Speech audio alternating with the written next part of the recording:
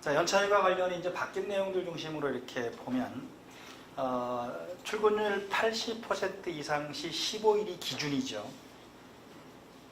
근데 80%가 안 되면 개근한 달에 대해서 1개월씩, 1개월에 1일씩 만기난 개월수에 따라서 발생하는 거고, 그 다음에 가산이 3년 이상 계속 근로하는 경우 최초 1년을 제외하고 매 2년마다 1일의 휴가를 가산하는 거죠.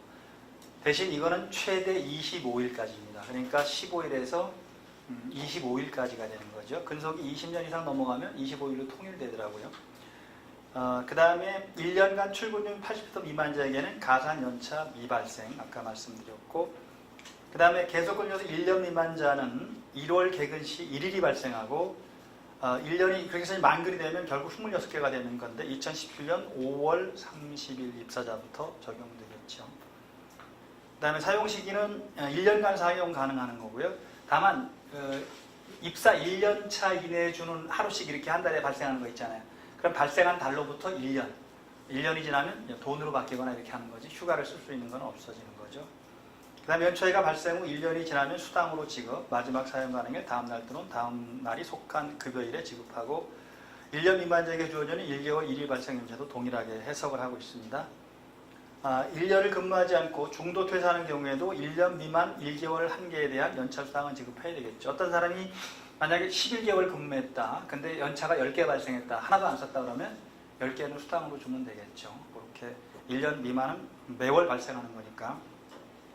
그 다음에 가능한 한 이제 휴가를 쓰자라는 개념으로 사용 촉진 제도를 두고 있는 거죠. 사용 촉진 제도는 이제 기산일을 만약에 1월 1일부터 12월 30일 정해, 입사일 기준하면 거꾸로 6개월 이렇게 가면 되는 건데, 기산일 기준하면 7월 1일부터 7월 10일 사이에 몇 개 남았다고 서면으로 알려주면서 휴가를 언제 쓰려고 물어보는 게 서면 촉진이에요.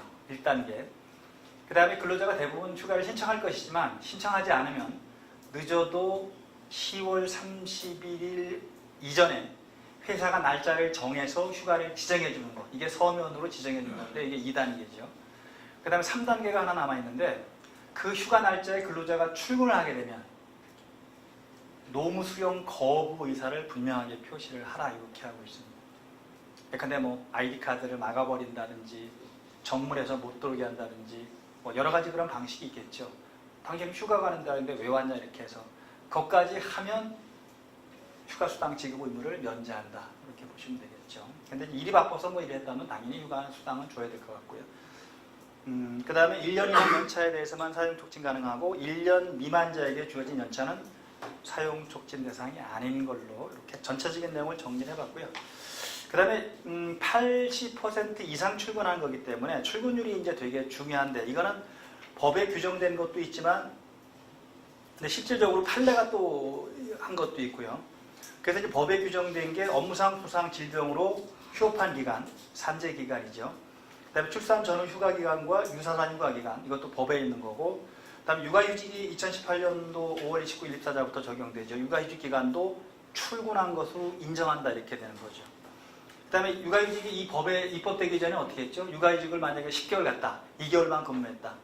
그러면 2개월이 8알이 넘는 경우에 그것만 가지고 계산하니까 결국 12분의 2, 15일 곱하기 12분의 2, 이런 방식으로 일활용을 할 수밖에 없었죠. 근데 이제 출근해서 인정해 버리니까 10개월이 다 출근한 게 되는 거예요. 그럼 15개 그대로 발생하는 거죠. 가산휴가도 마찬가지로 다 발생하는 그런 필요일 겁니다. 그 다음에 예비군 훈련기간, 민방위 훈련기간, 공민권 행사를 위한 휴무일, 연차유급기간, 생리휴가기간, 부당휴가는 다 출간 것으로 간주하고요. 결근한 것은 정직기간, 그 다음에 부당한 재기기간이죠. 그 다음에 휴직, 근로자의 규칙사리 휴직입니다. 휴직한 기간.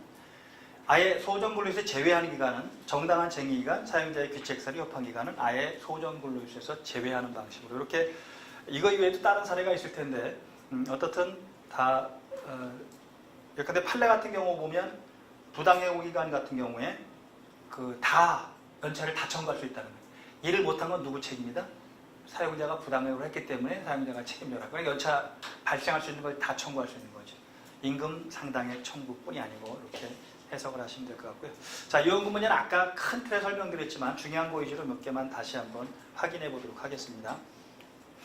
탄력적 근로자는 주로 계절적 영향을 받는 업종이나 업무량이 주기적으로 많은, 그러니까 이제 수출 회사인데 뭐 언제가 좀 주로 바쁘다든지 이런 거죠.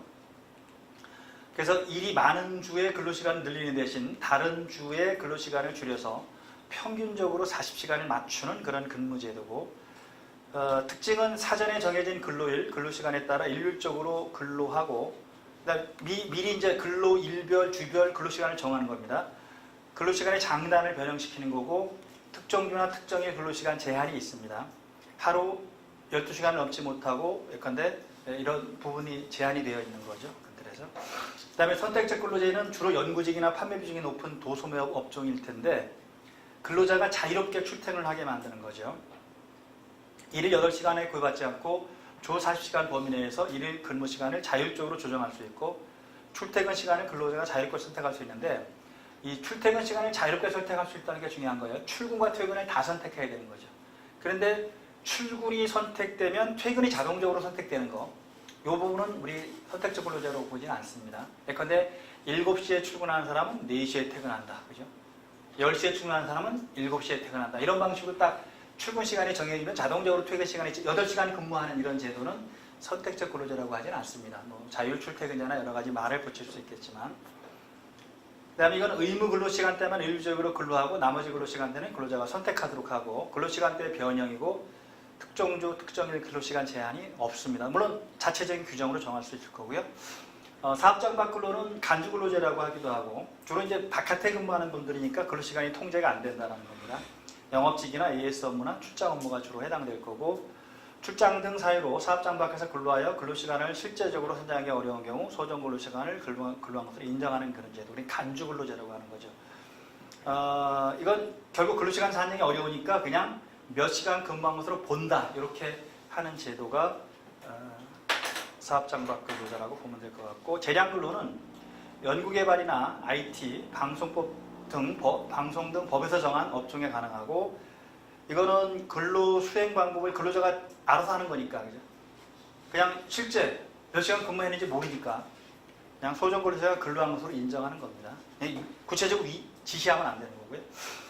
그 다음에 유연근무 형태 중에 하나로 넣어놓은 게 이제 보상휴가제나 휴일대체. 이거는 뭐 이미 다 설명드린 부분인데, 보상휴가제는 설명 안 드렸죠. 보상휴가제는 예컨대 왜 연장, 야간, 휴일 하는데 50% 가산해서 줘야 되잖아요. 이거를 휴가로 주는 겁니다. 휴가로.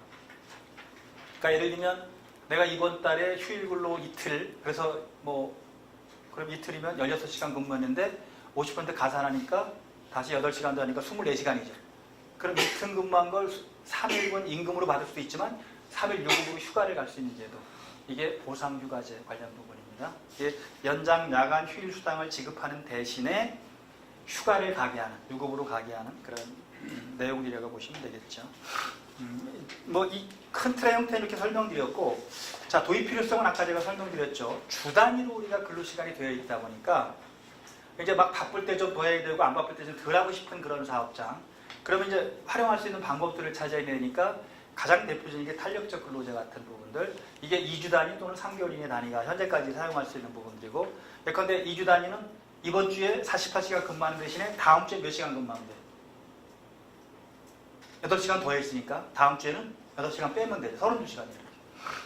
그 다음에 이제 만약에 이걸 3개월 이내 단위로 하면, 뭐 3개월 이내 단위인데 계산이 복잡하면 2달 단위로 한다고 치죠. 첫 달은 52시간 근무하는 대신에 다음 달에 몇 시간 근무하면 되죠? 28시간씩 근무하면 되죠. 그런 방식이에요. 그렇게. 그러니까 미리 특정일과 특정주의 근로시간은 정해지는 거지만, 그러면 예를 들어서 지금 이번 달에 52시간 근무하는 거면 매주 50시간 근무하면 12시간이 연장하는 것 같지만 이 12시간이 그냥 당사자 간의 소정 근로시간이 되는 거예요. 그러면 여기다가 52시간 더하기, 만약에 일이 바쁘면 합의하면 다시 12시간 연장이 가능하니까 최대 64시간까지 근무시킬 수 있는 거죠. 대신 이 12시간은 연장 수당을 지급하는 걸로 이렇게 보시죠. 그래서 이제 지금 우리 현재 법은 1일 8시간, 1주 40시간만 두고 있고 한 달에 얼마 근무한다는 규정을 두고 있지 않기 때문에 주 단위로 이렇게 하는 게 뭐 아주 정기적으로 딱 그렇게 근무하는 데는 문제가 안 생기지만, 일이 좀 많은데, 일이 좀 적은 데는 이 탄력적 근로제 같은 걸 도입하면 연장 수당 지급을 좀 적게 하면서도 일을 시킬 수 있다. 그러니까 이걸 노동조합이 반대하는 이유는 뭐예요? 두 가지죠. 하나는 일단 연장근로 수당이 줄어든다라는 거 하나하고, 두 번째는 왜 일을 많이 할 때는 최대 64시간까지 근무를 해야 되니까 그러면 건강이 나빠진다. 이 두 가지 부분 때문에 건강권을 확보하고 이런 등등이 노동계가 요구했던 그런 틀들입니다. 그래서 이제 월 소정근로시간 사용은 실제로 어렵습니다.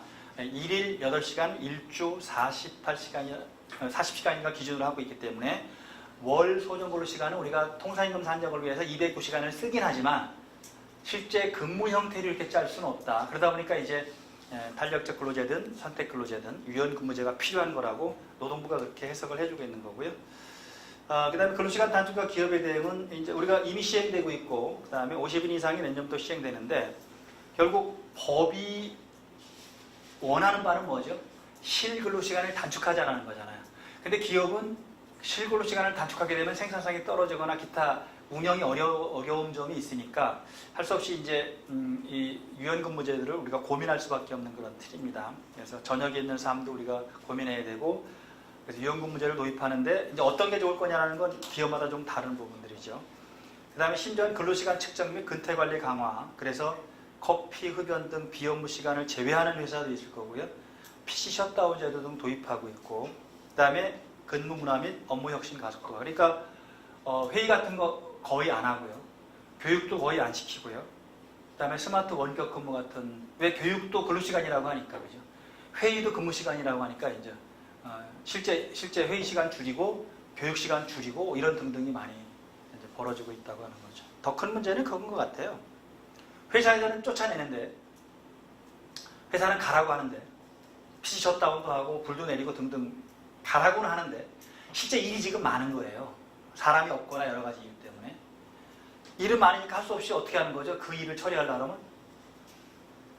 집에 싸갖고 가는 거죠. 그 다음에 요즘은 집에도 다 컴퓨터가 있고 노트북이 다 있고 그러니까 집에 가서 하는 것도 큰 문제가 안 생기죠. 그죠? 그러니까 실제로는 일은 더 하는데 돈은 줄어드는 것. 이렇게 있죠. 또는 회사에서 못 있게 하니까 근처에 요즘은 또 커피숍이 무진장이 많아요. 회사 근처에 커피숍인데 없죠. 그죠?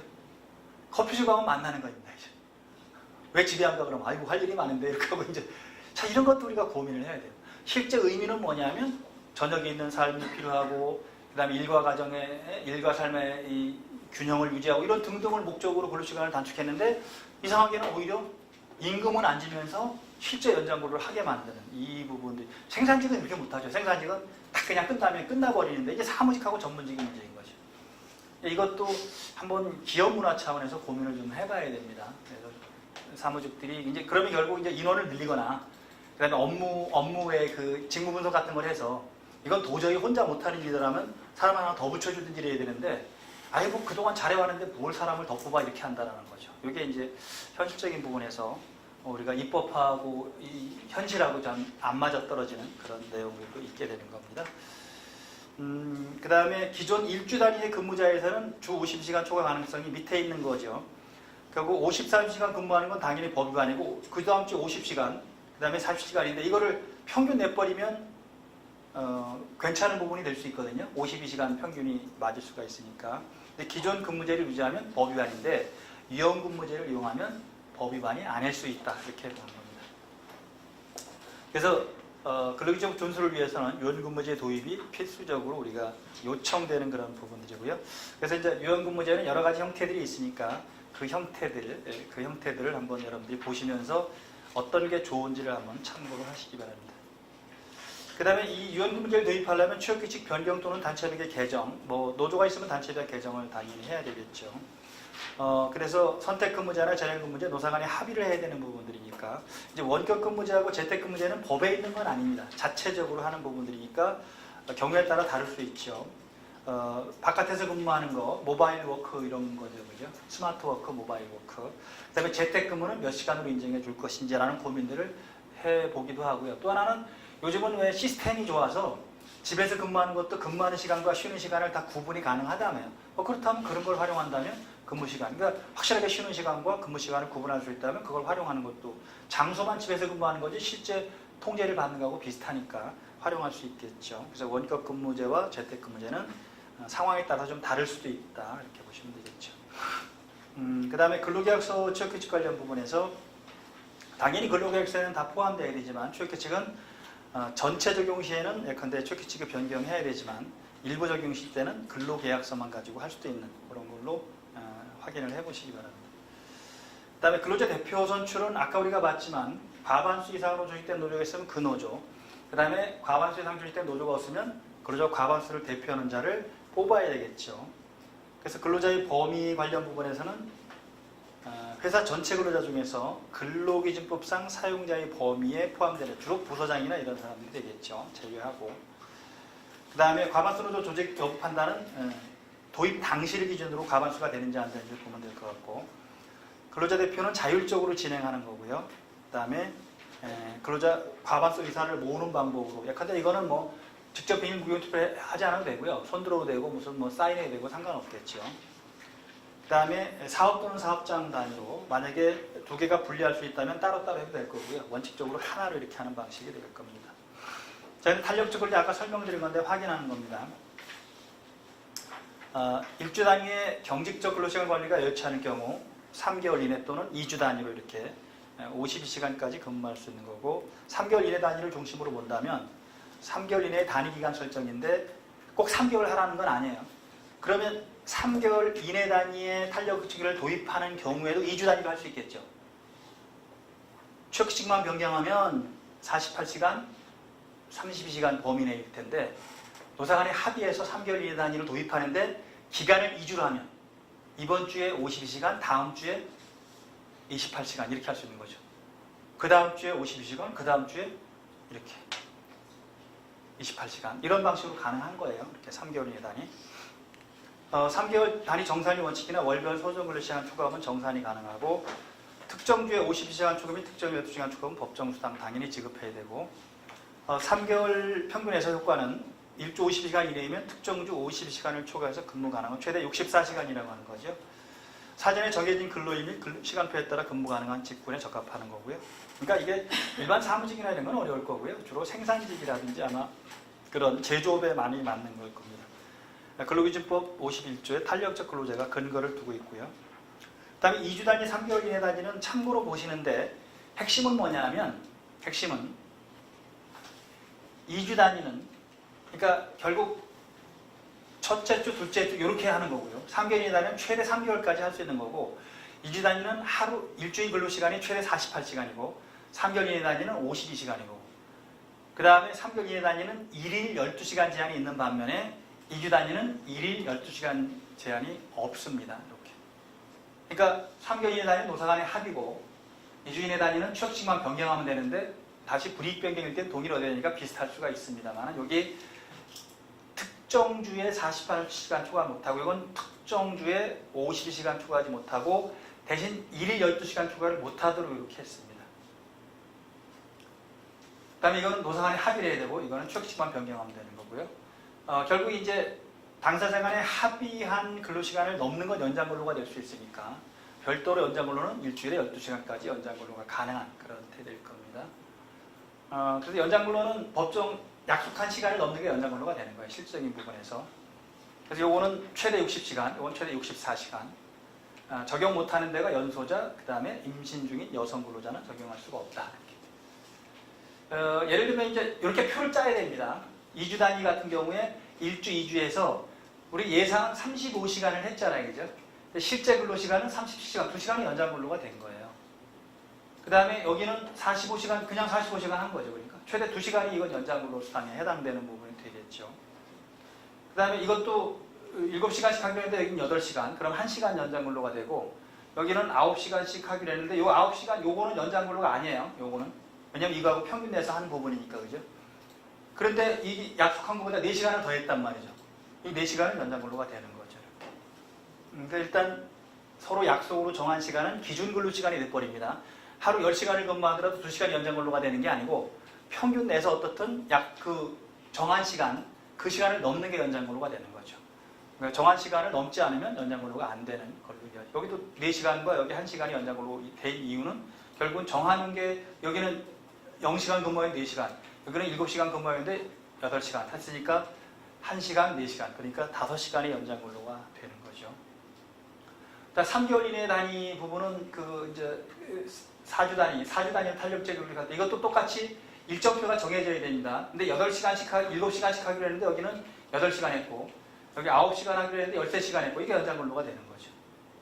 그러니까 여기 9시간 했다 하더라도 이게 기준 근로 시간이니까 연장 근로가 1시간이 있는 게 아닙니다. 그냥 왜냐 앞에서 안에서 평균 그렇게 내버리니까 실제 연장 근로는 약속한 시간보다 늘어난 여기 1시간 여기는 상관없을 거고 여기 실제 근로가 8시간이 연장 근로가 될 거고 여기 그렇죠? 그다음에 여기도 4시간이 연장 근로가 될 거고 그러면 그게 다 연장 근로에 해당되는 거예요. 그러니까 4주 단위를 짰지만 이걸 3개월 이내 단위로 짜면 되는 거니까 그죠? 그러니까 예를 들면 달마다 왜 일이 많고 적고 하는 회사가 있으면 이번 달에 많이 하는 대신에 다음 달에 좀 쉬자 이렇게 할 수도 있고 그죠? 한 달 반 동안은 많이 하는 대신에 근데 한 달 반 동안은 적게 하자 이렇게 할 수도 있고 이걸 6개월로 늘리면 석 달은 일을 좀 많이 하자 그 다음에 석 달은 일을 좀 적게 하자 이렇게 할 수도 있는 거예요. 그러니까 근로자 입장에서는 일단 장시간 근로에 노출될 수도 있고 그 다음에 연장 근로 수당들이 줄어들 수도 있고 이런 것 때문에 반대를 하는 그런 틀입니다. 자, 선택적 근로제는 둘 다 선택한다고 했어요. 출근 시간과 퇴근 시간을 선택한다고 했으니까 한쪽만 선택하면 자동적으로 정해지는 거예요. 이거는 선택적 근로제라고 보지 않았고요.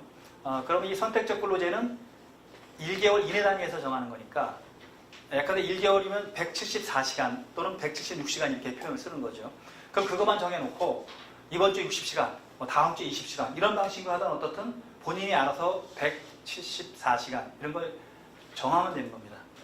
일을 하면 되는 거죠. 그죠? 그럼 그보다 더 할 수도 있고 덜 할 수도 있죠. 그러니까 더하면 연장수당을 줄 건지 어떻게 줄 건지라는 거 아니면 다음 달에 예컨대 좀 덜하게 할 건지 이런 걸 자체적으로 정하는 겁니다.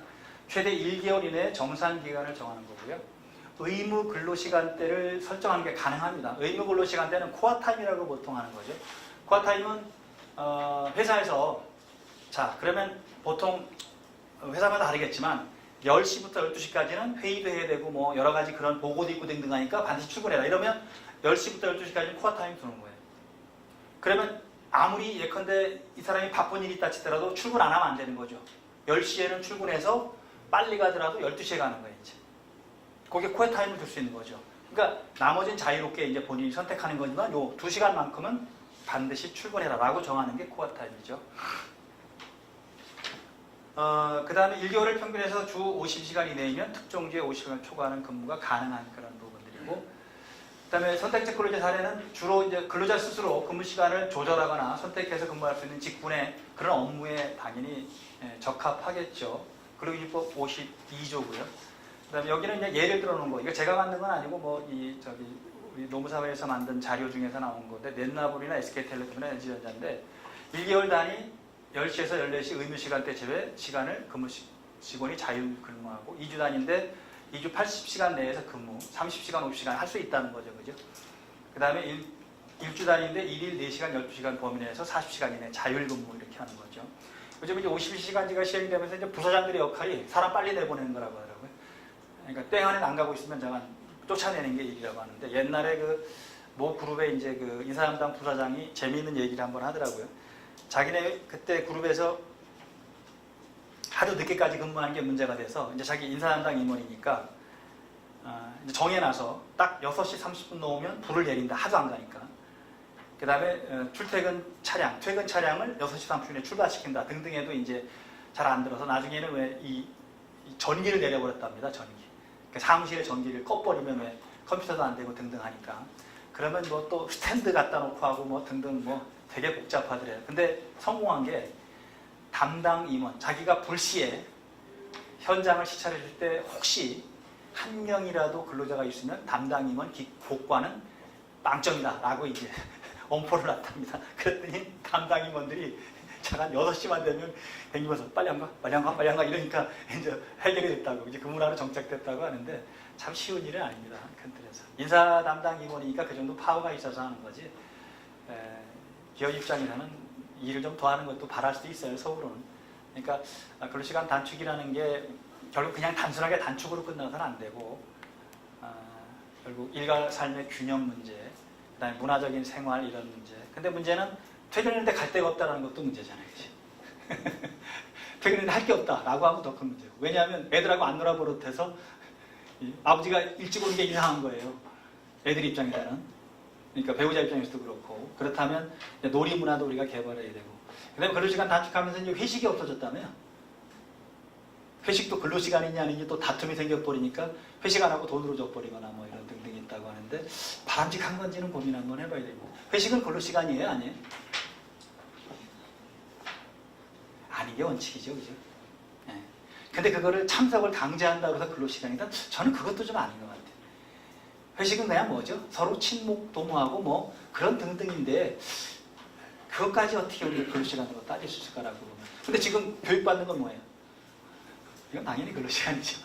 그러니까 회사에서 이제 교육을 못 시키는 이유가 교육시간은 근로시간이니까 일은 해야 되고 그러니까 아예 교육시간을 못 빼는 경우도 있다라고 합니다. 그런 건 서로 간에 좀 서로 양해를 구해서 뭐 근로시간을 좀 제외하게 한다든지 라는 것도 한 가지 방법일 수 있겠죠. 그죠? 교육 관련 부분에서 뭐 필수적인 그런 부분도 있을 거니까. 아무튼 선택적 근로제 등등을 잘 활용하시면 좋을 것 같고요.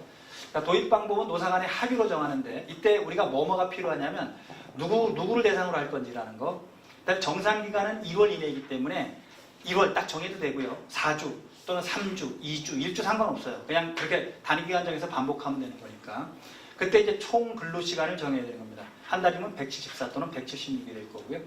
반드시 근로해야 될 코어타임, 그 시작 및 종료 시간. 아까 제가 10시부터 12시까지는 코어타임 정해놨으면 반드시 출근해야 되는 거죠. 그 나머지 시간은 자유롭게 하는 거지만. 근로자가 그의 결정에 따라 이게 이제 플렉서블 타임인데 그 시작 및 종료 시간. 그럼 이것도 왜 정해놔야 되냐면 아침 6시부터 밤 12시까지 할 건지 또는 24시간 돌아가게 할 건지, 그죠? 그 자체적으로 정하는 거예요. 그걸 안 정해놓으면 또 다툼이 생길 수 있는 부분인 거죠. 어떤 회사는 24시간 돌아가게도 문제가 안 생기지만 어떤 회사는 아침 6시부터 저간 10시까지만 인정한다라고 할 수 있는 거죠. 그게 플렉서블 타임입니다.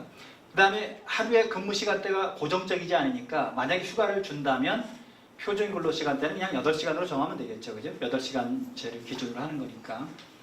그래서 자유출퇴근제와 선택적 근로제 차이 나는 거 아까 7시가 출근 시간이면 4시가 결정되는 거. 이거는 자유출퇴근제죠.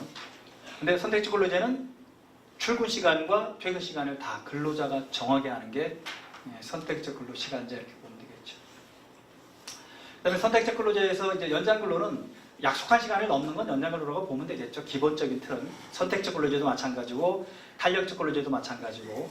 근데 이제 그래서 예를 들면 이게 기준을 우리가 174시간으로 정했다고 하면 이게 174라는 말 쓰기도 하고 176으로 쓰기도 하는데 일반적으로 옛날에는 176을 많이 썼거든요. 이제 판례가 174라고 쓰는 바람에 이제 174가 되는 거죠. 그러니까 소정 근로 시간이 174, 40시간 기준으로 할 경우, 그 다음에 유급으로 인정되는 시간이 35시간. 그게 이제 209시간이 되는 그런 틀들이니까. 그러니까 174든 176이든 뭐 그건 우리가 연간 평균이다 보니까 이제 오차는 조금 생긴다고 보시면 될 것 같고요. 그러면 실근로 시간은 160시간, 그다음 180시간 정하는데, 예컨대 노사합의에서 총 근로 시간을 뭐 7시간씩 해서 154시간 정해놨다. 요거는 114시간을 정해놨다. 그러면 실제 일한 시간이 160시간이니까, 그 다음에 이건 180시간이니까, 그럼 114를 기준할 때 요거는 부족하니까 굳이 연장근로수당을 주지 않아도 될 거고요. 요거는 연장근로수당을 줘야 되겠죠. 나머지 시간에 대해서 연장근로수당을 줘야 되겠죠. 요건 편하게 여러분들이 정하면 되는 거예요. 그 다음에 예시 부분은 요거는 아주 그 의무근로시간대를 넓게 잡은 부분이라 조금 활용하기 쉽진 않을 텐데 그냥 개념만 이해하시면 돼요. 의무근로시간대는 반드시 근무하는 시간을 10시부터 4시까지 하는 거. 요 사이니까 별로 요 나머지 부분 자유근무 시간대가 많지 않은 거죠. 그죠? 그 다음에 이제 이 8시부터 이 20시까지는 승인받으면 근무할 수 있고 승인받으면, 그죠? 그래서 이렇게 결국 이제 표준근로 시간은 8시간으로 보는 거고 전체적으로 자유근무 시간은 8시부터 밤 8시까지고 그 다음에 요 전에 있는 부분들, 요 뒤에 있는 부분들은 예컨대 승인받으면 또 할 수 있는 이런 방식으로 정할 수 있겠죠. 큰 틀에서. 이건 자체적으로 짜면 됩니다. 의무근로 시간대는 한 2시간 정도만 정하고 나머지를 자유롭게 할 수도 있겠고 그 다음에 이걸 24시간 돌리게 되면 근데 승인 시간 두지 않고 자유롭게 그냥 알아서 해라 이렇게 정할 수도 있을 거고 만들면 그렇게 만드는 겁니다. 자, 그 다음에 인정근로제와 재량근로제. 인정근로제는 간주근로제라고 하기도 하고요. 바깥에 근무하니까 사업장 밖 근로제라고도 합니다. 바깥에 근무하니까 소정근로 시간을 우리가 보기가 되게 어려운 겁니다. 따라갈 수도 없는 거니까. 그러니까 그냥 8시간 근무한 것으로 봅니다. 8시간. 근데 그 일은 도저히 8시간 만에 못 끝낸다 그러면 노사간에 합의하는 시간을 가면 돼요. 아, 이거는 10시간으로 보자. 그럼 10시간 인정해주면 되는 겁니다. 그 사람이 나가서 사우나를 갔던 말하던 간섭하지 않고 그냥 너는 근로시간 10시간이야. 또는 근로시간 8시간이야. 이렇게 하는 거죠. 바깥에 외근을 하는 사람들 주로 해당되는 겁니다. 그러니까 원칙적으로 소정 근로시간이니까 8시간이죠. 근데 근로자 대표와 합의로 시간을 정한 때는 그 시간을 근로시간으로 본다. 재량 근로시간제는 업무 수행 방법을 아예 맡겨버린 겁니다. 근로자의 재량에. 요거는 연구개발, 정보처리, 시스템 분석, 설계 업무, 기사의 취재, 편집 업무, 디자인 업무 등등등 이렇게. 실제 근로한 시간을 산정하는 것이 아니라 노사 간 서면 합의로 규정된 시간을 근로한 것으로 인정해버리는 겁니다. 그럼 이제 유연하게 우리가 활용할 수 있는 부분들이 되겠죠.